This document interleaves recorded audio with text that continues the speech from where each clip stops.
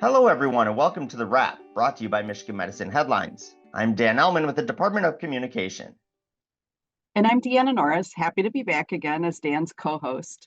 Today we'll be discussing the holidays and how to cope with some of the stress and grief that affects so many during this time of year. Now, before we dive into that important conversation, be sure you dive into any previous episodes of The Wrap you may have missed.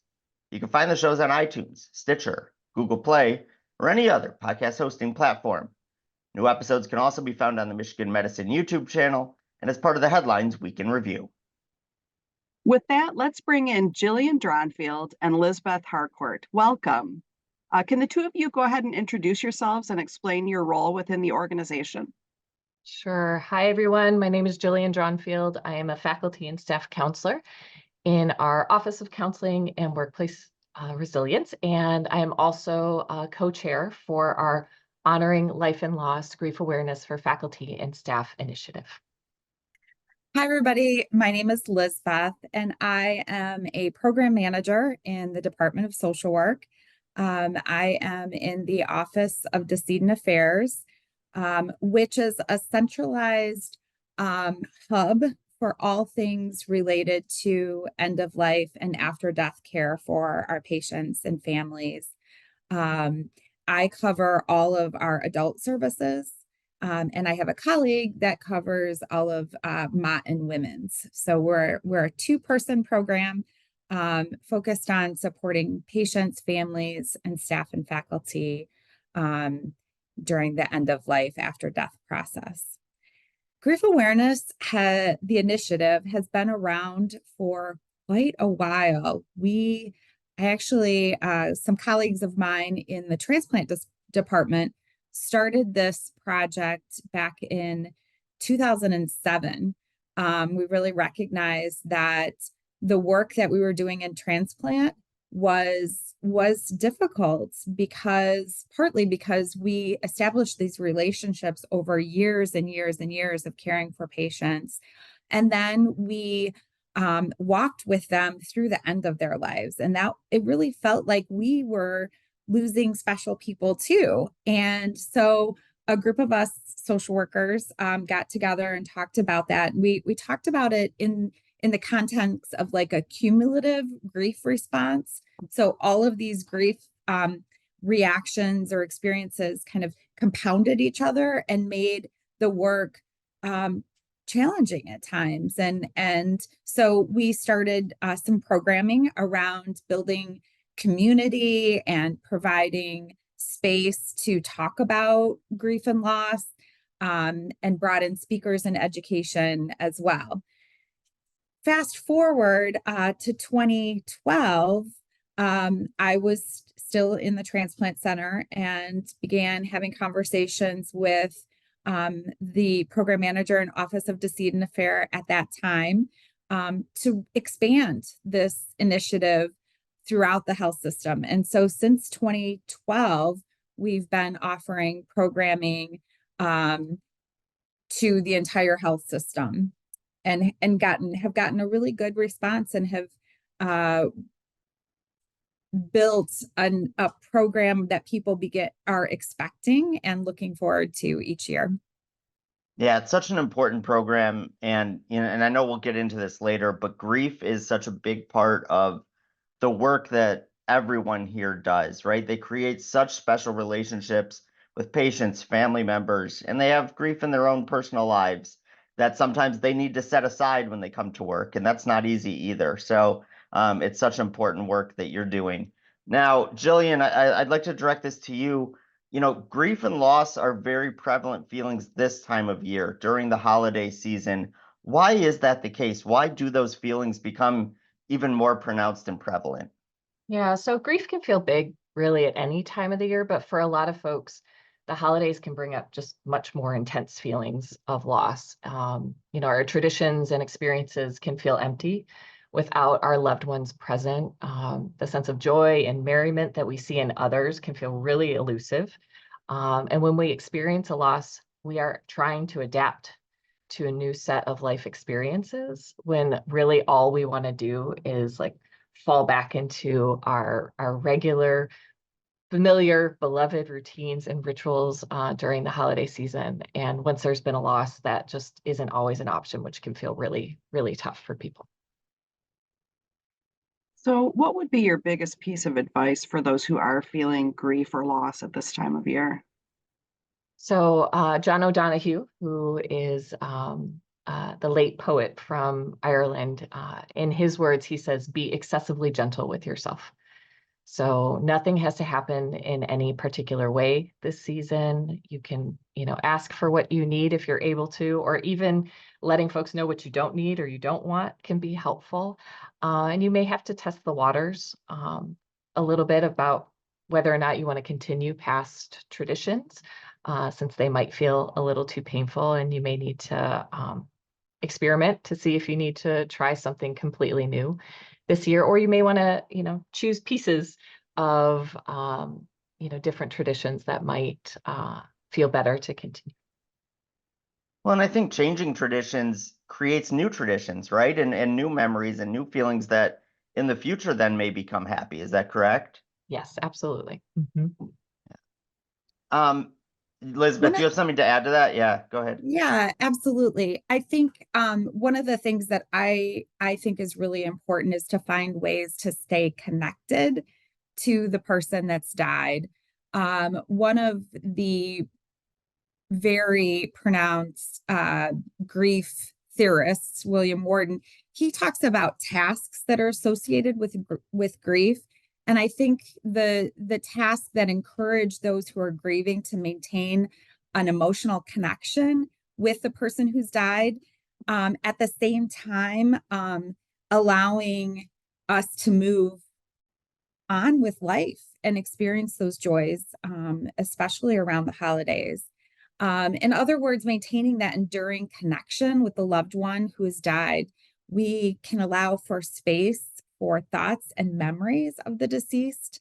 And I think the holidays are a perfect time to build on that, to find ways to preserve the memories and their importance in your life and in your family. Talk about them. What made them special? What do you miss about them?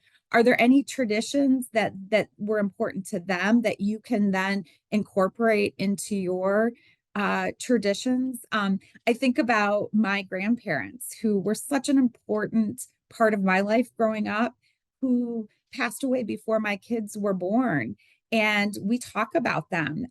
It's really important to me that our kids know them and know what they meant to the family.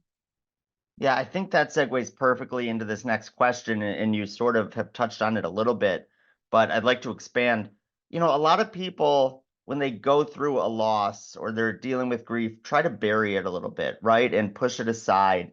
Why, in general, is it just so important to talk about grief and loss any time of year?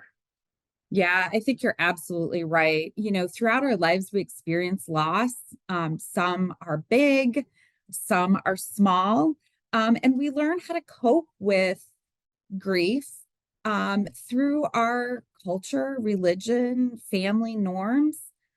Certainly, some coping strategies are more effective than others.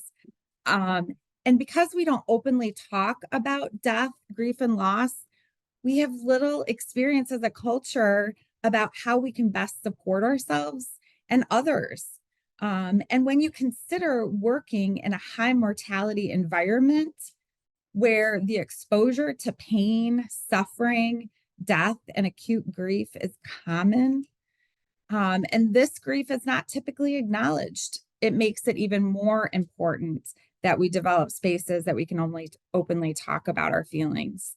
We also need to accept that professional grief related to death of a patient may require different coping skills than what we utilize when we're experiencing the death of a special person in our personal lives. I think through these conversations, we have a real opportunity to build a sense of community, where we know that we're not in this work alone, right? That we are all experiencing similar emotions at times, and we can learn from each other new ways of coping. We can have an opportunity to celebrate the good work that we do and how meaningful it is. Typically, after a patient dies, there's very little time to process that loss.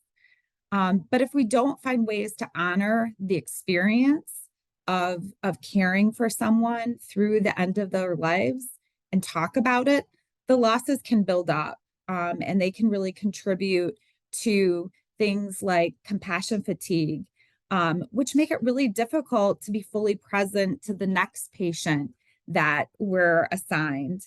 And all of that can build up and contribute to even more significant emotional drain that can even lead to burnout. So you talked about community of support, which is so incredibly important. And, you know, as we all know, this work can be incredibly difficult, and a lot of people do experience that loss and grief. So it's easy to find others who can relate and empathize. Are there specific resources at Michigan Medicine that may help people who are struggling with grief and loss or difficult emotions in the next few weeks? Sure. So I would encourage folks to reach out to the Office of Counseling and Workplace Resilience. So we're a confidential counseling and consultation service for all of our faculty and staff. We're available at no cost, and we offer short-term individual counseling to address all types of grief, loss, and trauma.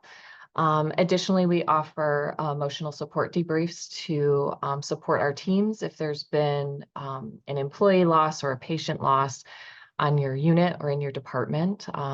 We can come and provide a space to process and just be together. Other resources in our hospital setting are our recharge rooms, which are available throughout the hospital, are a place of respite within our very busy healthcare environment, and also our facility dogs, right? So those pups through Paws for Patients are really good at deactivating our nervous systems with a little belly rub. And then also our grief and healing wall, which during the holiday season, we identify as remembering our loved ones during the holidays. And that's up on the second floor of UH by the cafeteria, and also in Mott on the second floor. And there are markers available. People are sharing their memories of their loved ones. And it's a beautiful sort of display of remembrance, which is just lovely this time of year. I would also just add that the Office of Decedent Affairs often provides consultation to staff and faculty about challenging cases, cases that may trigger or reveal other losses to staff, and trying to navigate that experience of thinking back to other cases that maybe didn't, or other patients' experiences that didn't go the way that staff and faculty had hoped. So we're available to talk through those cases and provide strategies or things to think about clinically to work with those families and patients. Yeah, I think that's a really interesting point because, as you both mentioned, you don't have much time in the healthcare context to really process grief, right? If you lose a patient, you literally are walking out of that room and going into someone else's room, and you need to give them the best care. And in much the same way, you need to give the best care to maybe a patient going through a similar case or, diagnosis that you dealt with, a situation that didn't go as well. Are there other sort of unique situations that are so unique to healthcare that really stand out to you that you sort of deal with in your daily interactions with all of our employees? Yeah, I mean, I think we are positioned in a place of vulnerability in many people's lives, and the losses that we witness could be years in the making, right? If somebody's had a diagnosis and they've been coming to you as a provider for years and years and years, and then you lose them, right? That's going to be, it can be a really challenging experience for folks. Or it could be, you know, in the ED where, you know, a trauma comes in and the folks down there are working really hard on somebody and they can't save that person. And so those like are very distinct experiences that, you know, folks outside of healthcare may not recognize or understand the impact. And, you know, as a healing profession, that all of us are in the healthcare environment, it is hard to lose somebody. It's not what we're meant to do.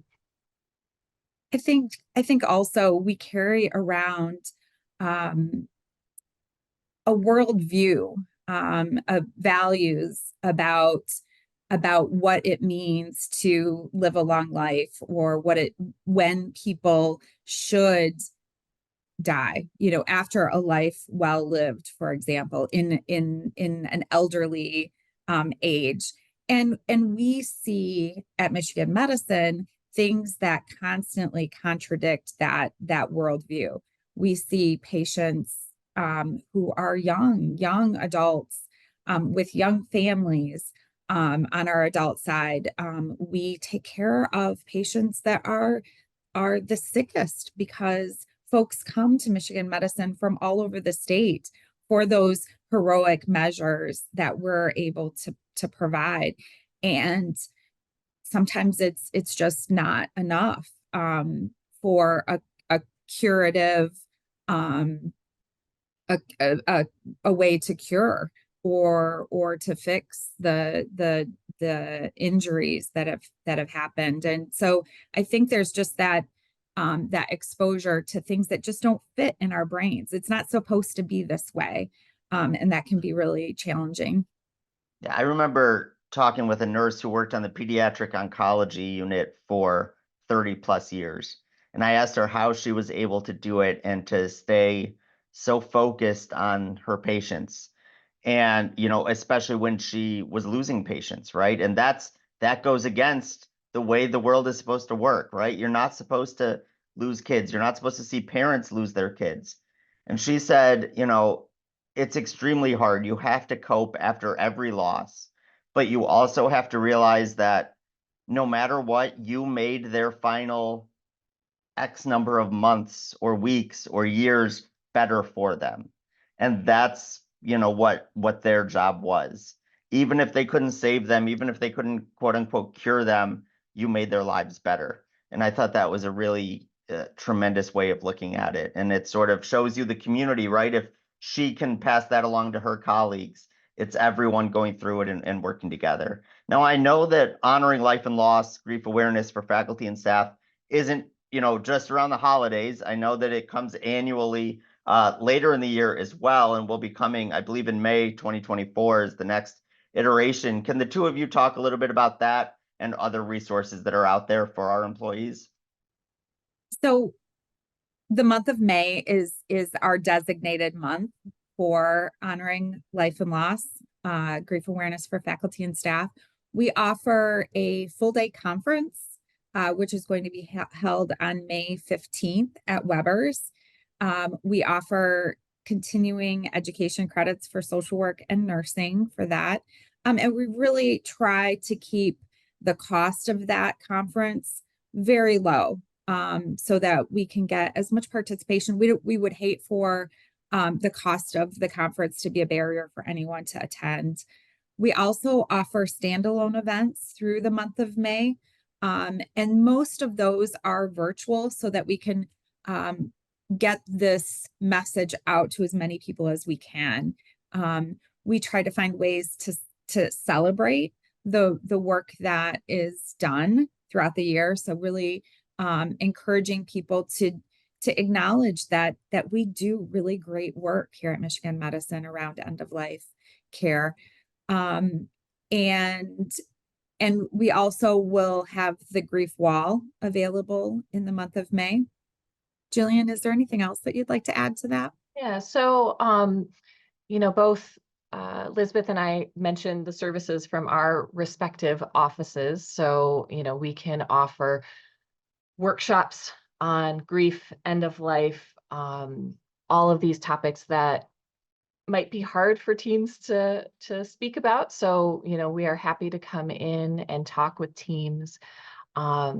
Additionally, our Compass peer support program is available for folks who maybe have dealt with a really challenging patient loss and just want to talk with another clinician about that experience and how it affected them. Our spiritual care team is a wonderful resource for obviously patients and families, but also for staff on the units if there's been some difficult patient losses that they've experienced.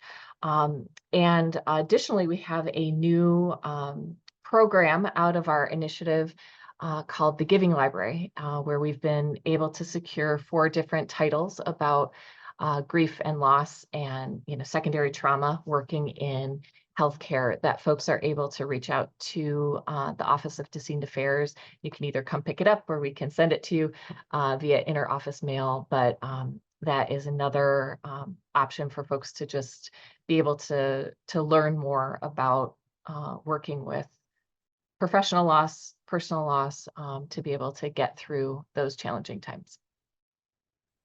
Another thing that I'd like to mention is the hospital memorial services that are sponsored by different areas of the hospital.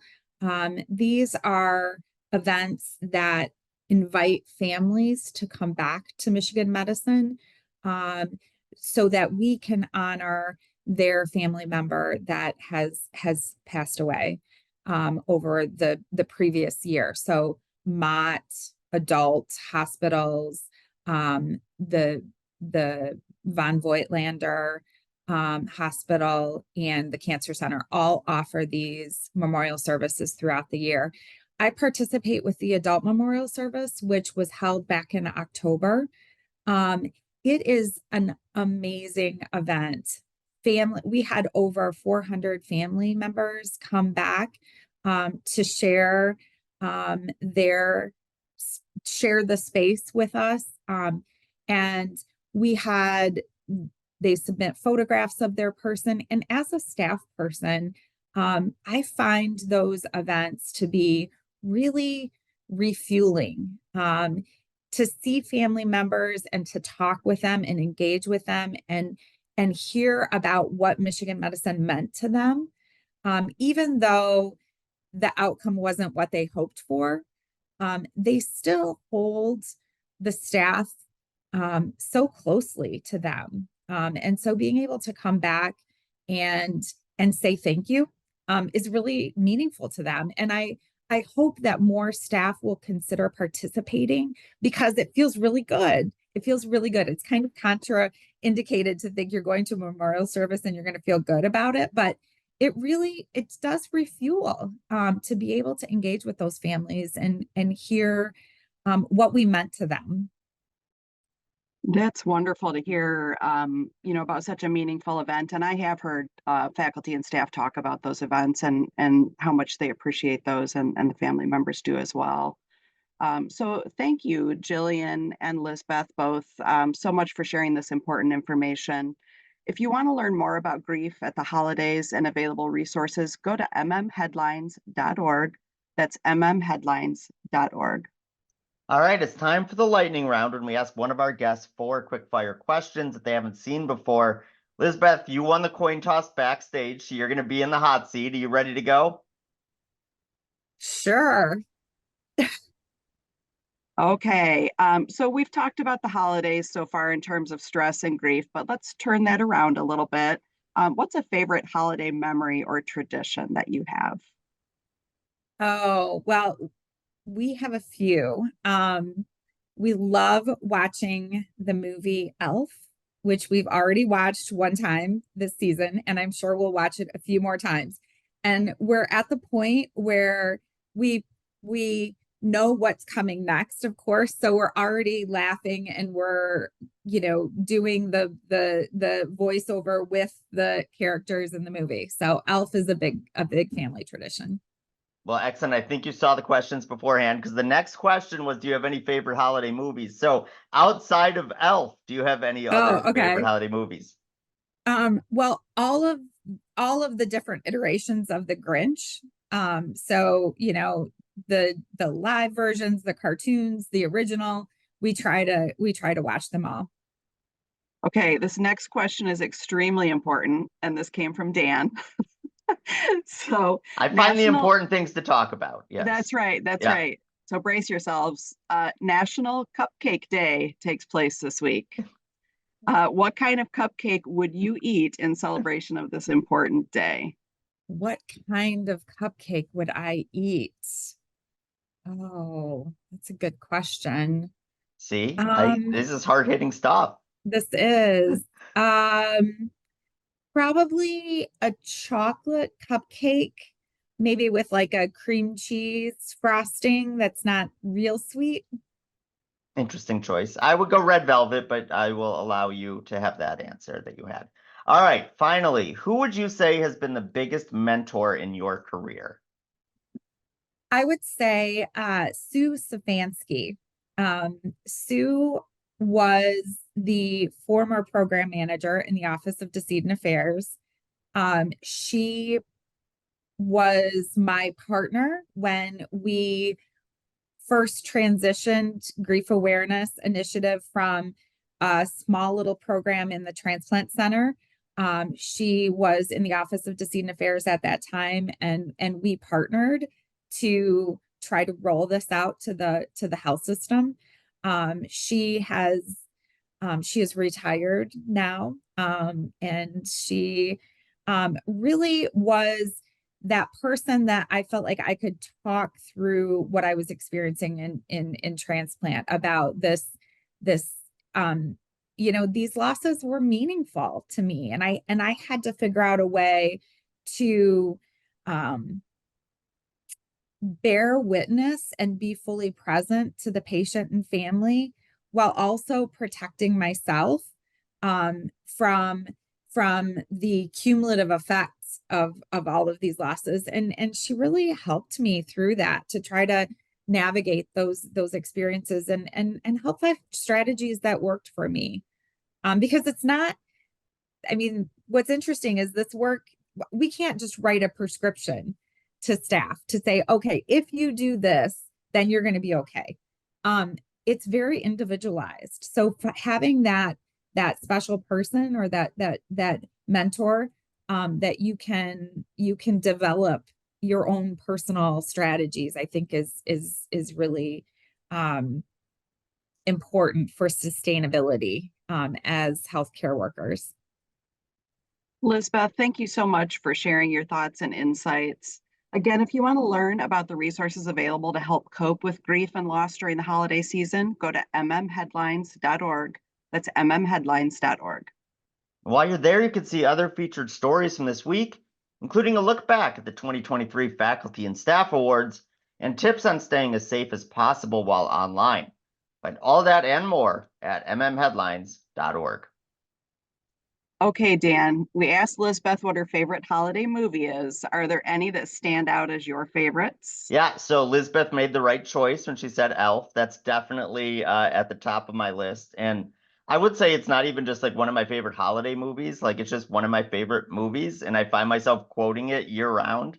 Like out of nowhere, I'll be like, Buddy the Elf, what's your favorite color? And just making quotes like that. And then the other thing I love about it is, it's such a modern movie, even though it's now probably almost 20 years old. But like, I feel like it's like gaining in popularity. I drive around now and I'll see like blow up Buddy the Elves in people's front yards and things like that. And it's like they've created this modern character that has just joined sort of the pantheon of holiday characters. And I love it. It's just so much fun. What about you, Deanna?